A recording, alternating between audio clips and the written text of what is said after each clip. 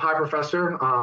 My name is Justin Caballero. I'm 28 years old. I'm about 6'3". I weigh 195 pounds, and I have no experience with handstands. Hello, my name is Brendan Burgess. I'm 20 years old. I weigh about 190 pounds. I'm 6 foot tall. I have no experience with handstands. Hi, Professor. I'm Gian Malcolm. I'm 22. I am about 5'10", and I weigh around 155. And I also have no experience with handstands. The motor skill that we did, obviously, as we've all been stating, is handstands. We didn't use any equipment for it either. So I'm just going to describe our task a little bit.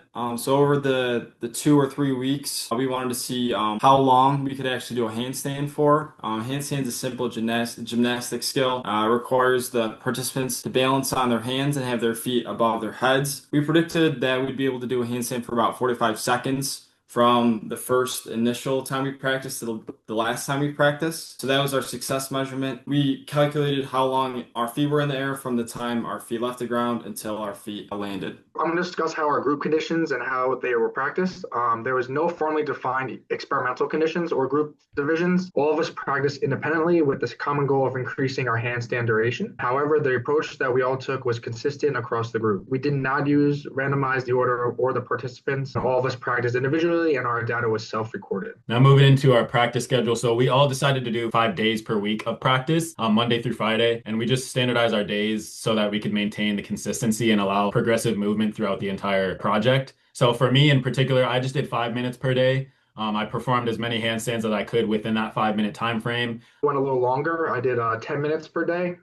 Same thing with John. I performed as many handstands as I could within the 10-minute time frame. I also did 10 minutes a day, and like both of them, I just did as many as I could in the set time period, and there was no set number I had to aim for. Moving into our breaks, when you're holding a longer one, the blood rushes to your head a lot quicker. So you might need a longer break than the shorter handstands. Yeah, I mean, it was just like a mix. For me, within my time frame, I kind of attempted doing handstands repeatedly, and then I took about a 1 to 2 minute break, just because, like Gian said, like your blood rushes to your head, so you kind of want to take a break or something like that. Kind of like as much time as I needed to in between each handstand. At some points, I just went one to the other, and then another point I needed a minute or two break. Moving into the changes over our session, there were no significant changes or anything. We just wanted to see consistent growth throughout the entire activity. Someone might have improved significantly in comparison to other group members. So we just kept it super simple. And then lastly, the performance tool, as mentioned earlier, the duration of the handstand. So as Brendan mentioned, it was from the time that our feet left the ground to when our feet hit the ground again. Yeah, I mean, just to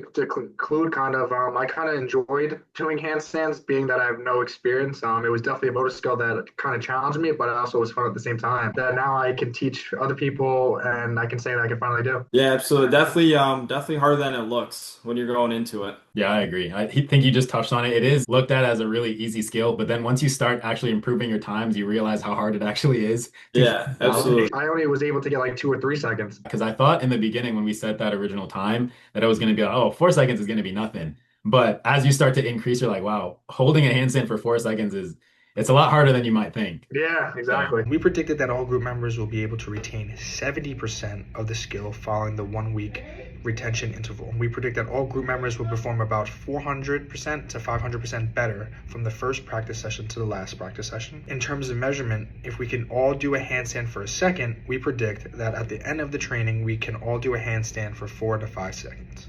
We found out that all participants improved significantly from week 1 to week 2. Based on members of the group, Gian consistently had the highest averages, showing steady progress and excellent retention.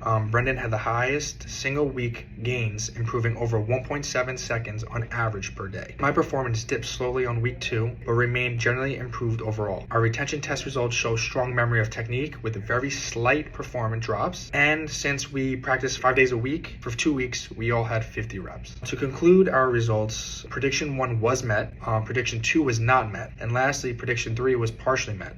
Brendan and Gian set the goal of 4 to 5 seconds, while I fell short, peaking around 2.2 seconds. Lastly, I'm just going to go over our graph, the effects of daily practice on handstand time. So as you can see on our graph on the bottom on the x-axis, we had the dates starting from July 4th to July 25th, which is the 2-week interval, and then we each included our retention test. On the y-axis was the time of handstands in seconds. So as you can see, us three, myself included, Brendan and Gian, we all had an increase in in handstand time from July 4th to about July 18th. Then once July 18th hit, I dipped while they kept remaining on a steady increase. That just shows that they have a little bit more of a better technique than me when it comes to handstand. We had about one prediction out of all of them that was met.